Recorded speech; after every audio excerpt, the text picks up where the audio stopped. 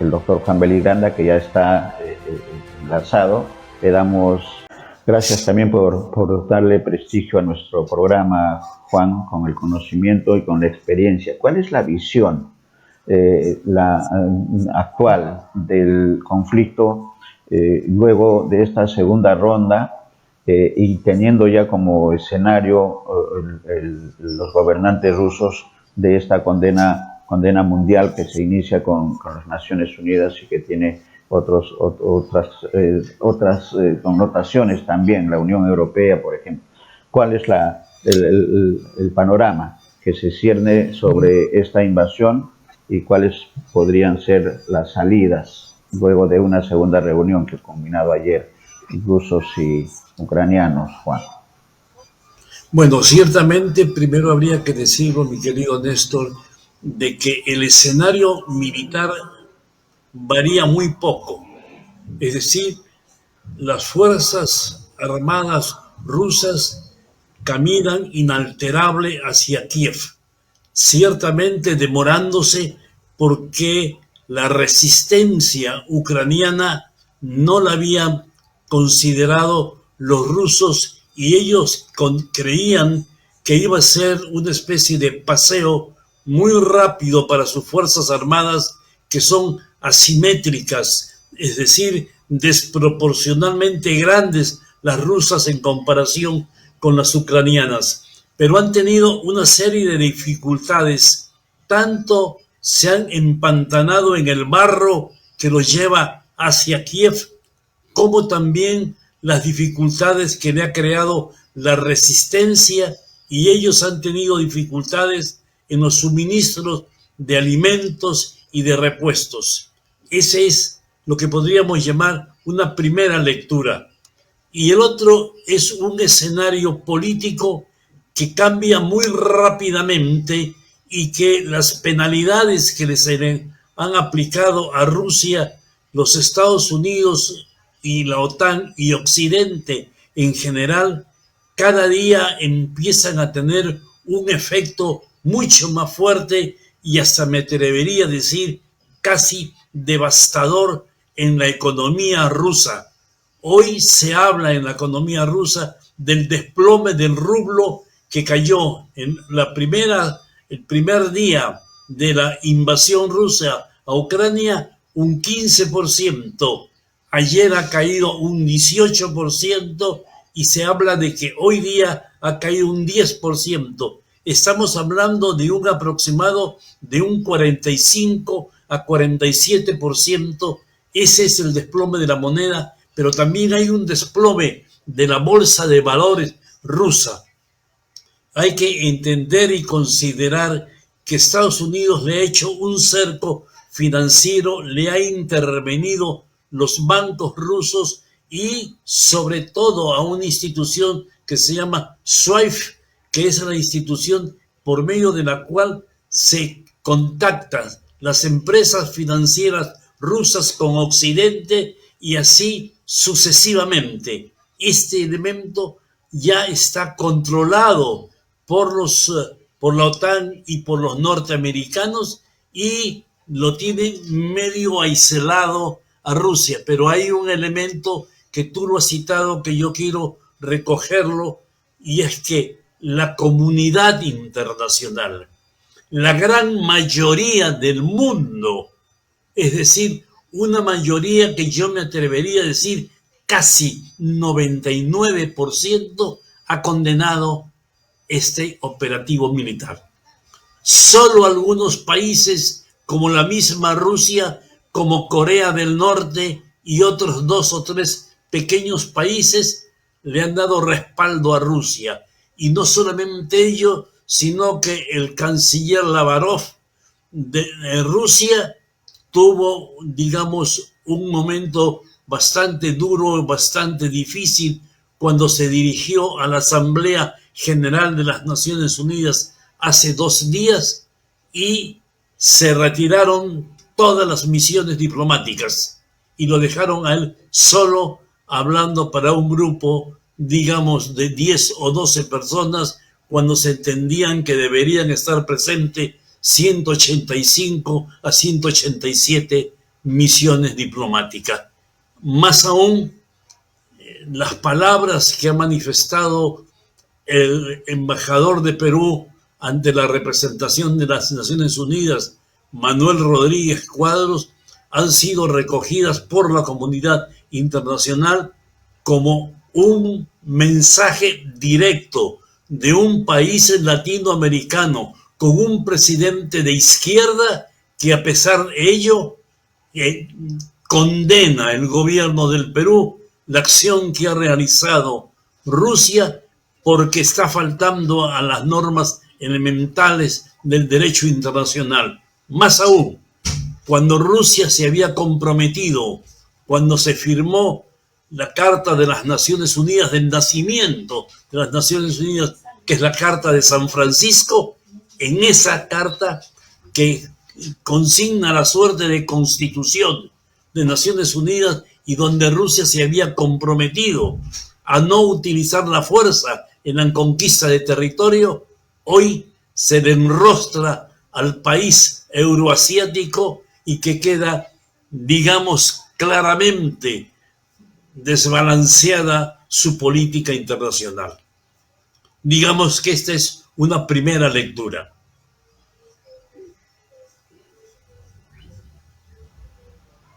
Sí, sí, y en el escenario actual estamos viendo, de acuerdo a la información que seguramente tú también manejas, Juan, de las últimas horas, que la segunda reunión de los representantes del gobierno de Rusia y de Ucrania han avanzado poco, de acuerdo a la opinión de los expertos. Y como tú bien dices, el tema bélico, el tema de intervención se mantiene en perjuicio de los ciudadanos, de los civiles. Sin embargo, también la prensa internacional habla de posibles soluciones al conflicto. Con la experiencia tuya en el tema internacional, ¿cuáles podrían ser esas posibles soluciones? Se habla incluso hasta de 5 alternativas de solución que pasan por la vía diplomática y evidentemente si soluciona en ese escenario el tema bélico desaparece de inmediato. ¿Quiénes están perjudicados? Los civiles. ¿Cuál es la apreciación? Sí, bueno, efectivamente, yo creo que el tema bélico es el tema más importante porque es el respeto a la vida humana. La cantidad de migrantes que van a salir de Ucrania ya están llegando aproximadamente 500.000 de ellos a las fronteras con Polonia. Nuestros paisanos peruanos que están en Ucrania, en la zona de fuego, ya están trasladándose a la frontera, pero desde la zona de Kiev o Kharkov, que es la zona donde hay también una buena cantidad de peruanos, porque ellos tienen una universidad que es muy importante, que ha sido destruida por las Fuerzas Armadas rusas. Desplazarse desde esa zona hasta la frontera con Polonia es un aproximado de 18 a 20 horas en automóvil, porque además cruzan zonas en conflicto, cruzan ciudades en escombro y hay además una larga fila de automóviles, de camiones, buses, etcétera, etcétera, y todo ello dificulta la llegada a la frontera para la repatriación de nuestros estimados y queridos hermanos peruanos. Eso en principio. Hay un elemento que tú lo has citado tangencialmente, que es la segunda negociación se dio en Bielorrusia hace 2 días. La primera no tuvo los éxitos esperados, es decir, las 2 delegaciones lo que hicieron fue medirse y medir sus fuerzas. No se llegó a ninguna conclusión, continuó el bombardeo de los rusos que nunca, digamos, ha bajado de nivel, sino lo intensifican constantemente y en esta segunda reunión se ha llegado a un acuerdo que abre una ventana para la solución del conflicto. Esa ventana, que es el primer paso, es crear un corredor humanitario que abarcaría varias ciudades para poder sacar a las mujeres, sacar a los niños, sacar a los ancianos y principalmente sacar a la población que no es combatiente de esta desgraciada crisis euroasiática que se ha suscitado en estos momentos. Ese es un primer paso.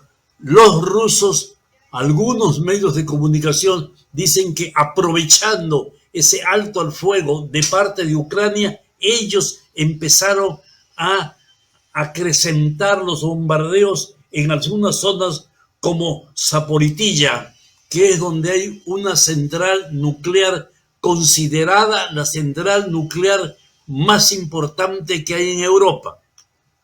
Hay un elemento que yo quisiera que lo tengan en consideración nuestros queridos televidentes, y es que no se puede olvidar que Ucrania fue la tercera potencia nuclear del mundo durante la época de la Guerra Fría. Primero estaba Estados Unidos, luego seguía Rusia y luego estaba precisamente Ucrania, que tenía algunos reactores nucleares y uno de ellos que fue afectado casi ya al final de terminada la Guerra Fría y cuando se daban unos aires un poco de democracia, que es Chernobyl. Chernobyl y la central nuclear japonesa fueron las más afectadas, que tuvieron una gran repercusión. Ahora ha sido afectada también Zaporizhia. Zaporizhia, que es una central nuclear, como habíamos manifestado, muy importante, estaba en llamas hasta anoche. El día de hoy parece ser que los bomberos ya han apaciguado las llamas, está bajando el nivel de tensión, no ha alcanzado a lo que podríamos llamar las áreas estratégicas de esta central nuclear. La Organización Internacional de las Naciones Unidas para el Control Nuclear ha alertado al mundo, y especialmente al mundo europeo, para que estén preparados en la eventualidad de que se desate una suerte de escalonamiento nuclear. Digamos que esto hoy día ya no se da con tanta, digamos, riesgo y peligro como se percibía hace algunas horas. Se ha, digamos, ligeramente calmado. Ese es un tema. Otro tema es el hecho de que la OTAN, convocada por el señor Scholz, que es el secretario general de la OTAN, ha convocado a una reunión de sus cancilleres en este momento y se está abriendo por ahí, aunque todavía ligeramente. No pongamos, ojalá que pongamos esfuerzos, pero no tengamos tantas esperanzas de que este conflicto va a terminar en las próximas horas. Ojalá así fuera, pero se está buscando una fórmula de solución, una de las cuales sería que Ucrania no se asocie a la OTAN. Así, que Ucrania no se asocie a la OTAN, a pesar que hace algunos meses, cuando Ucrania pretendió acercarse a la Unión Europea y a la OTAN le dijo: preferible es que usted no pertenezca a la OTAN, porque se considera eso desde el punto de vista ruso una percepción de amenaza a su seguridad. Creo que hay que tener en consideración que Ucrania, donde tienen, digamos, puertos importantísimos como el caso de Odessa o como el caso de Sebastopol hacia el Mar Negro, en Ucrania tiene su centro de comunicaciones la Marina de Guerra rusa. Es decir, ahí hay ubicados unos 3 portaaviones rusos y un aproximado de entre 17 a 18 submarinos atómicos. Por lo tanto, es un área vital para la seguridad rusa, es un área neurálgica para la seguridad. El hecho de que Ucrania se aleje de esa perspectiva de pertenecer a la OTAN, estamos seguros que va a bajar los niveles de tensión muchísimo y que va a facilitar las negociaciones futuras.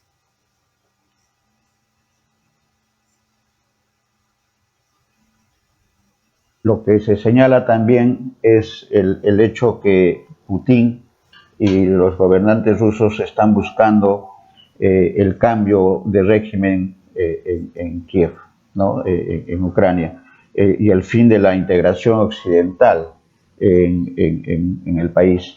Esa es una primera lectura para un comentario, y la otra también, que se señala que como van las condiciones de negociación, lo que se espera es una guerra prolongada que le haría daño no solamente a Ucrania, sino principalmente a Rusia, por ese sentimiento nacionalista que lo han demostrado y lo están demostrando los ucranianos en estos días ya de conflicto. ¿Cuál es la lectura de esta intención rusa con respecto a desarraigarlo de Occidente a Ucrania? Sí, efectivamente, mi querido Néstor, el presidente Macron ha dicho una frase que es una frase muy alarmante. Dice, lo peor todavía va a venir. Es decir, se van a acrecentar las acciones militares. Hay una desproporción, como habíamos dicho, entre las Fuerzas Armadas rusas y las ucranianas, que son muy pequeñas y muy limitadas, más aún cuando Ucrania ya no tiene armamento nuclear porque ha renunciado al armamento nuclear, y precisamente renunció al armamento nuclear a instancias de presiones norteamericanas, porque eso le iba a facilitar a Ucrania su ingreso a la Unión Europea y su ingreso a la OTAN. Hoy día tal vez debe arrepentirse de esos acontecimientos Ucrania, pero al fin y al cabo ya están hechos estos pasos. Eso es un tema. Pero también hay que considerar que lo que está buscando el señor Putin es un régimen que se adecue a sus propias expectativas de reeditar otra vez el gran imperio ruso, el imperio, no digamos de la Unión Soviética, sino más atrás de la Unión Soviética, de Pedro el Grande, que fue un imperio verdaderamente inmenso, grande y descomunal. No olvidemos nosotros que el imperio de Pedro el Grande llegó a tener fronteras, es decir, Rusia tenía fronteras con México. Nos parece hoy día un hecho hasta extraño y exótico, pero gran parte del territorio mexicano se acercaba a las fronteras de Rusia porque Rusia tenía Alaska, y luego Alaska fue vendido a los Estados Unidos por una cantidad irrisoria de dinero, y México perdió la mitad de su territorio que se lo sustrajo Estados Unidos. También tenemos que considerar, es un juego, y tal vez el término pueda parecer muy duro, casi es interimperialista, entre el imperialismo ruso, que como habíamos dicho, trata otra vez de reeditarlo Putin, y yo quiero que nuestros televidentes tengan esa consideración. Putin, hay a veces la confusión, que se considera es un líder comunista. Putin no es comunista, no solo no es comunista, está contra el comunismo, ha perseguido al comunismo, y lo que él quiere es que Rusia vuelva a ser un imperio. Y esta acción militar que ha realizado ahora contra Ucrania se parece casi como un reflejo ante un espejo de lo que hizo el señor Adolfo Hitler en 1939, cuando asaltó Polonia, cuando manifestó que Polonia amenazaba su seguridad, cuando dijo que en Polonia había una gran cantidad de habitantes de extracción alemana, germana, que tenían historia germana, que tenían tradición alemana, que se sentían identificados con Alemania y que eran maltratados por los polacos. Situación que nunca había pasado. Hasta se falsificó un asalto a una estación de radio de una gente vestidas de polacos, y eran verdaderamente unos presos alemanes que los habían pasado al otro lado de la frontera, y finalmente los mataron para que no quedara ninguna huella de alguien que iba después a atestiguar que esto había sido un fraude. En esa ocasión, entonces, también el ejército alemán entró en Polonia y el ejército alemán consideró que la entrada a Polonia iba a ser muy fácil y que Polonia podía caer en 7 u 8 días. Polonia resistió heroicamente, con gestos que hoy día nos hacen poner los pelos de punta ante el heroísmo que manifestó este país, y resistió la entrada de los nazis hasta casi un mes y unos pocos días más. Lo mismo está pasando ahora. También está resistiendo Ucrania el ingreso de Rusia. Y decimos esto porque si uno toma un manual o el manual que utilizó el señor Adolfo Hitler en su intervención a Polonia, que fue, quiero recordar esto, el 1 de septiembre de 1939, con lo cual se inicia la Segunda Guerra Mundial, y hoy día se dice, si lo hubiéramos detenido a Hitler ahí, nos hubiéramos ahorrado 62 millones de muertos. Esa es otra de las razones por las cuales hoy día los sueños de Putin se les están deteniendo y haciéndose que los mismos se conviertan en una pesadilla para él. Les decía, si nosotros leemos los manuales militares de los años 39 y leemos también, hacemos un diagnóstico rápido de las acciones militares, vemos cómo se está repitiendo. Es decir, están tomando por el norte, por el sur, por el noroeste, para tomar Kiev, principalmente cambiar al presidente y poner a un presidente que se adecue a las expectativas del señor Putin. No creo que lo puedan encontrar tan fácilmente, porque Zelensky, el actual presidente, que se le consideraba un comediante que no estaba a la altura de la demanda, lo que sí ha demostrado es que tiene un valor a toda prueba, y él, personalmente, con su esposa y sus 2 hijas, están integradas en el ejército de Ucrania. Excelente la reflexión de Hitler, Juan, y nos hace recordar también que Rusia debe estar pensando muy bien en Moscú los pasos que van a dar, sí, porque si una guerra prolongada va a ocurrir lo que ocurrió en Afganistán, una década de intervención contra los islamistas que no le dio ningún resultado. Debe estar pensando muy bien Putin y sus asesores de los pasos que van a dar, porque Ucrania tiene un nacionalismo importante, es un vasto territorio que va a ser difícil que mantenga una guerra prolongada con resultados positivos. Entonces se está jugando el destino Putin, el destino, su futuro político, y eso creo que puede finalmente ser favorable para quienes buscamos la paz en el mundo, y sobre todo en una nación tan importante como Ucrania, con todo lo que tú has señalado que representa en el desarrollo de la humanidad. Vamos a esperar seguramente con los días que pasen para saber si es pesimista la situación o si está en camino a una solución. Eso es bastante complicado, Juan, ¿no? Efectivamente, bastante complicado, porque el señor Putin tiene pretensiones de imperio, tiene pretensiones otra vez de que su Rusia sea un imperio de equilibrio con los Estados Unidos. Verdaderamente, desde que se iniciaron estas acciones militares, el mundo ha tenido una división diferente. Primero, yo tengo la impresión que el señor Putin esperaba un apoyo y una ayuda de China de manera más determinante, no solo diplomáticamente, sino políticamente y materialmente.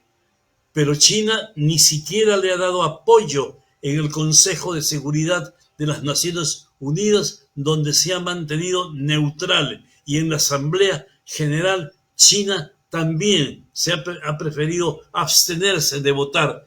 Digo esto porque obviamente Rusia consideraba que el apoyo de China era determinante. Los chinos tal vez, y estamos hablando todavía prematuramente, los acontecimientos tienen apenas 10 días y hay un proceso de desarrollo y desgraciadamente de escalonamiento militar que luego va a llevar a un desembocar las circunstancias de manera imprevista.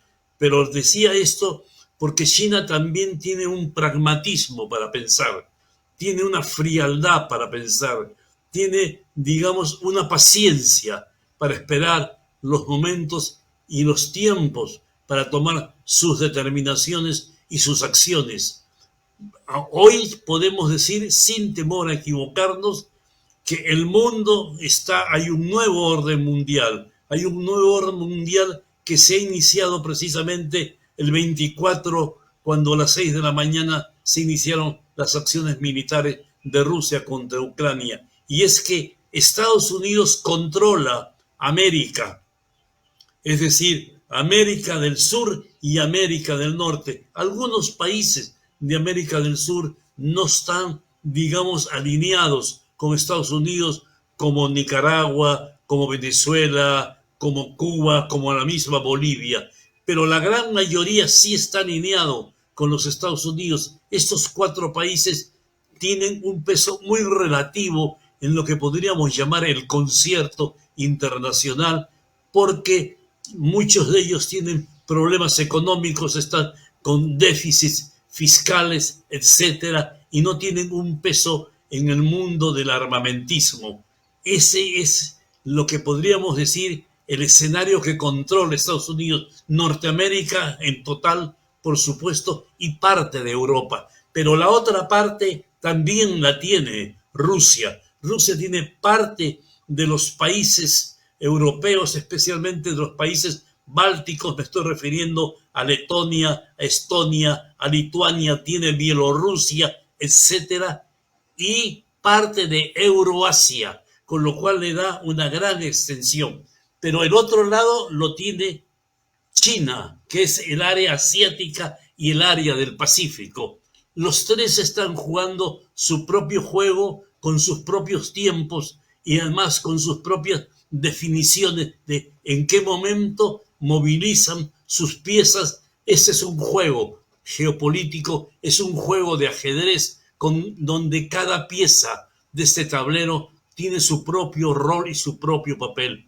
Posiblemente recién se han iniciado los acontecimientos y recién se está dibujando este nuevo tablero, pero también es muy prematuro para que se vaya consolidando este tablero. Lo que sí es cierto es que a partir de estos días el mundo va a cambiar todo. Tal vez este era ese gatilleo que estaba esperando el mundo para cambiar de era.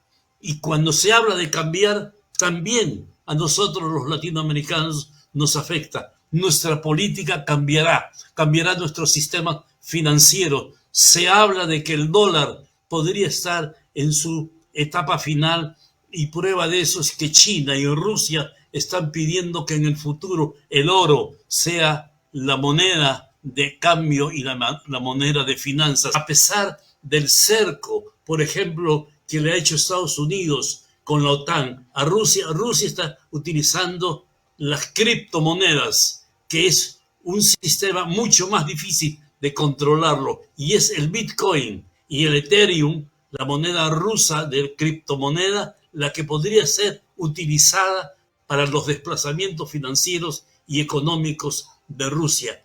Reitero, hemos empezado el comienzo de una era y estamos terminando una era en que va a cambiar todo. Va a cambiar los sistemas económicos, los sistemas políticos, van a cambiar los partidos políticos. Ustedes pueden imaginar que en un escenario de esta envergadura, los problemas que tenemos de que hay una vacancia de un presidente o que una señora presidenta del Congreso quiere reemplazarlo a él porque tiene deseos y ambiciones políticas e históricas, eso no tiene ninguna trascendencia en este escenario que es el gran escenario de la humanidad. Excelente conclusión. Lo cierto es que estamos en tiempo de cambios y eso es real.